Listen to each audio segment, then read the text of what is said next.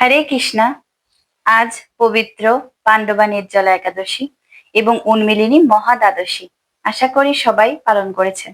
আমি এখন এই একাদশীর মাহাত্ম্য পাঠ করব।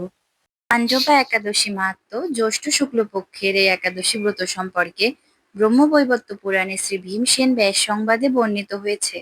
মহারাজ যুধিষ্ঠির বললেন, হে জনার্দন, আমি অপর একাদশী মাহাত্ম্য সম্পর্কে শ্রবণ করলাম। এখন জ্যৈষ্ঠ শুক্লপক্ষের একাদশীর নাম ও মাহাত্ম্য কৃপাপূর্বক আমার কাছে বর্ণনা করুন। শ্রীকৃষ্ণ বললেন, এই একাদশীর কথা মহর্ষি ব্যাসদেব বর্ণনা করবেন, কেননা তিনি সর্বশাস্ত্রের অর্থ ও তত্ত্ব পূর্ণরূপে জানেন।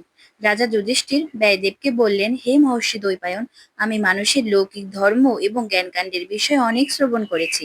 আপনি যথাযথভাবে ভক্তি বিষয় নিয়ে কিছু ধর্মকথা এখন আমায় বর্ণনা করুন। ব্যয়দেব বললেন, হে মহারাজ, তুমি যেসব ধর্মকথা শুনেছ, এই কলিযুগের মানুষের পক্ষে সেই সমস্ত পালন করা অত্যন্ত কঠিন, যা সুখে সামান্য খরচে অল্প কষ্টে সম্পাদন করা যায়, অথচ মহাফল প্রদান করে এবং সমস্ত শাস্ত্রের সারস্বরূপ। সেই ধর্মই কলিযুগে মানুষের পক্ষে করা শ্রেয়। সেই ধর্ম কথাই এখন আপনার কাছে বলছি। উভয় পক্ষের একাদশীর দিনে ভোজন না করে উপবাস করবে। দ্বাদশী দিনে স্নান করে শুদ্ধ হয়ে নিত্যকৃত সমর্পণের পর শ্রীকৃষ্ণের অর্চনা করবে। এরপর ব্রাহ্মণদেরকে প্রসাদ ভোজন করাবে।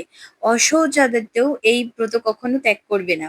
যে সকল ব্যক্তি স্বর্গে যেতে চায়, তাদের সারা জীবনে এই ব্রত পালন করা উচিত। পাপ কর্মে রত এবং ধর্মহীন ব্যক্তিরাও যদি এই একাদশী দিনে ভোজন না করে, তবে তারা যম যাতনা থেকে রক্ষা পায়। শ্রী ব্যয়দেবের এসব কথা শুনে গদাধর ভীমসেন অশ্বত্থ পাতার মতো কাঁপতে কাঁপতে বললেন, হে মহাবুদ্ধি পিতামহ, মাতা কুন্তী, দ্রৌপদী, ভ্রাতা যুধিষ্ঠির, অর্জুন, নকুল, সহদেব, এরা কেউই একাদশীর দিনে ভোজন করে না। আমাকে অন্ন গ্রহণ করতে নিষেধ করে, কিন্তু দুঃসহ ক্ষুধা যন্ত্রণায় আমি উপবাস করতে পারি না। ভীমসেনের এই কথায় ব্যয়দেব বলতে লাগলেন, যদি স্বর্গাদি দিব্যধাম লাভের তোমার একান্ত ইচ্ছে থাকে, তবে উভয় পক্ষের একাদশীতে ভোজন করবেন না। তদুত্তরে ভীমসেন বললেন, আমার নিবেদন এই যে, উপবাস তো দূরের কথা, দিনে একবার ভোজন করে না থাকাও আমার পক্ষে অসম্ভব। কারণ আমার উদরে বৃক নামে অগ্নি রয়েছে, ভোজন না করলে কিছুতেই সে শান্ত হয় না। তাই প্রতিটি একাদশী পালনে আমি একেবারেই অপারগ।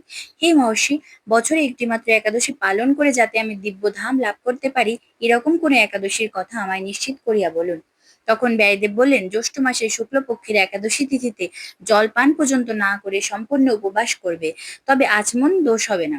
ওই দিন অন্নাদি গ্রহণ করলে ব্রত ভঙ্গ হয়। একাদশীর দিন সূর্যোদয় থেকে দ্বাদশীর দিন সূর্যাস্ত পর্যন্ত জলপান বর্জন করলে অনায়াসেই 12টি একাদশীর ফল লাভ হয়। বছরের অন্যান্য একাদশী পালনে অজান্তে যদি কখনো ব্রত ভঙ্গ হয়ে যায়, তাহলে এই একটি মাত্র একাদশী পালনে সেই সব দোষ দূর হয়। দ্বাদশী দিনে ব্রাহ্ম মুহূর্তে স্নান আদি কার্য সমর্পণ করে শ্রী হরির পূজা করবে।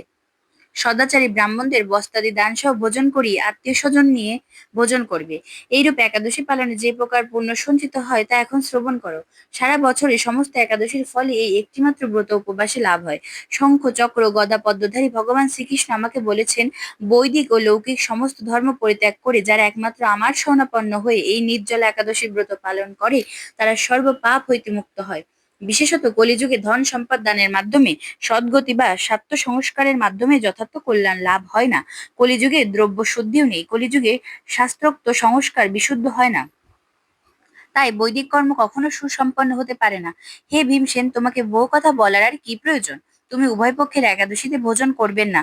যদি তাতেও অসমর্থ হও, তবে জ্যৈষ্ঠ মাসের শুক্লপক্ষের একাদশীতে অবশ্যই নির্জলা উপবাস করবে। এই একাদশী ব্রত ধন ধান্য ও পুণ্য প্রদায়িনী। যমদূতগণ এই ব্রত পালনকারীকে মৃত্যুর পরও স্পর্শ করতে পারে না। পক্ষান্তরে বিষ্ণুদূতগণ তাকে বিষ্ণুলোকে নিয়ে যায়। ভীমসেন ওদিন থেকে নির্জলা একাদশী ব্রত পালন করতে থাকায় ওই একাদশী পাণ্ডবা নির্জলা বা ভীমসেনী একাদশী নামে প্রসিদ্ধ। এই নির্জলা একাদশী তিথিতে পবিত্র স্নানে, তীর্থে স্নান, দান, জপ, কীর্তন ইত্যাদি যা কিছু মানুষ করে তা অক্ষয় হয়ে যায়। যে ব্যক্তি ভক্তি সহকারে এই একাদশী মাহাত্ম্য পাঠ ধাম প্রাপ্ত হয়। হরে কৃষ্ণ।